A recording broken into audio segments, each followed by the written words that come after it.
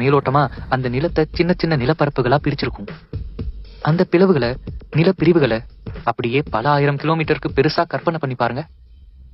அப்படி இல்லாம பிரிஞ்சிரும் நிலப்பரப்பு அப்படிங்கிற கேள்வி உங்களுக்கு வரலாம். ஆனா அது சாத்தியம்தான். ஏன்னா பூமியோட வரலாற்றுல ஒன்னா இருந்த நிலப்பகுதிகள் இப்படி பிரிஞ்சு பிரிஞ்சுதான் கண்டங்களா ஆகியிருக்கு. அதை ப்ரூவ் பண்ண கோட்பாடுகள் இருக்கு. அதை பத்தி எல்லாம் போக போக பார்க்கலாம். அப்படி ஆப்பிரிக்காங்கிற ஒரு கண்டம் முழுசா 2ஆ பிரிய வாய்ப்பு இருக்கிறதா சொல்லப்படுது.